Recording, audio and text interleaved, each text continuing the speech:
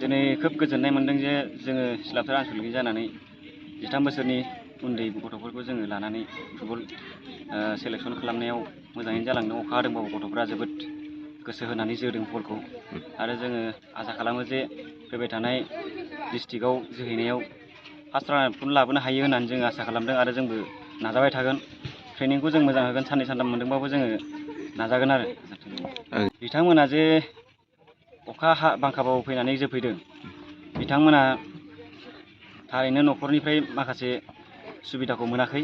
जों बेखौ गार्जेनफोरखौ खावलायनांगोन जे बिसोरनि गाननाय बुटफ्रा सोरनाबा जिनाय, सोरनाबा मुजा गैया, बेफोरखौ जोङो नोजोर बोनानै न'खरनि फारसे जोङो बुंहैनांगोन जे गथ'फ्रा नोंसिना मोजाङै गेलेयो, गेलेनायाव गोसो होदों नालाय एसे नोंसोरबो रांफोरखौ होनानै गेलेनाय जि बुस्थु बेफोरखौ मोजाङै बायनानै होयो।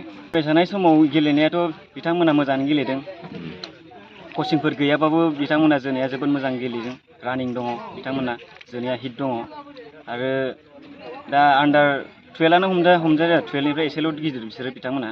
दा 12 बोसोरावनो इसेबांसि जोनो हादोंबा इयुनाव आन्डार 16, आन्डार 19 बेफ्राव मोजाङैनो जोहैगोन बिसोरो मोजां कचिं लानो मोननाय जायोबा। ओंखायनो बिथांमोनखौ आङो बेखौनो बुंनो सानो जे गावनि साननायफोरखौ जि गेलेनो लुगैदों बेखौ जाफुंहोनो नाजानांगौ। जों गिबियावनो दिनै सिलाफथा दख'रानि गुबुन गुबुन गामिनिफ्राय फैनो हानाय जों फंबायमोनखौ जों साबायखर बावगोन। बिथांमोना जोंनि सिलाफथा दख'रा दुलाराय बर' फरायसा आफादा खावलायनाय लेखा दिनै फैनानै जोंहा जि 13 बोसोर बैसोनि उन्दै गथ'फोरखौ जोंहा सेलेक्सन खालामनाय दंमोन। दुलाराय बर' फरायसा आफादनि जि जोंहा जोंनि बर' लाइमोनफोरखौ गेलेनायनि फारसे एसे सांग्रांथि खालामनाय, बे लेखायैनो हयथ' थांनाय बोसोरावबो बेबायदिनो दुलाराय बर' फरायसा आफादा बे हाबाफारिखौ लादोंमोन। देग्लायबो दुलाराय बर' फरायसा आफादनि बिथोन बायदियै मोनफ्रोमबो जिल्ला, मोनफ्रोमबो दख'रानिफ्राय जोंहा आन्डार 13 फुटबल कम्पिटिसन होनो नागिरदों। बेनि लेखा जोंबो दिनै सिलाफथा दख'रा हिसाबै नैबे जोंनि सिलाबालि गामिनि गेलेग्रा फोथाराव दिनै जों सेलेक्सन खालामनाय जादोंमोन। बे हाबाफारियाव जोंनि सिलाफथा दख'रानि गामिफोरनिफ्राय फ्राय 80सो जोंहा जोलुर जोगिरिफोरा फैदोंमोन। बिथांमोना HS उथ्रिसारनाय फरायसाफोरनि थाखाय गोजोनथाव खौरां। BA सेथि सेमिस्टारनि थाखाय बेसेन नाङाजासे मुं थिसननाया गबिन्द बसुमतारी कलेज, जारागुरियाव सोलिगासिनो।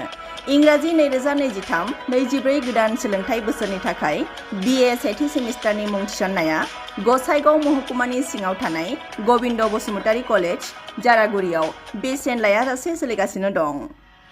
फरायसाफ्रा गोनांथि बायदि आयदायाव मेजर लानानै फरायनो हानायनि राहा दं बे फरायसालिमायाव।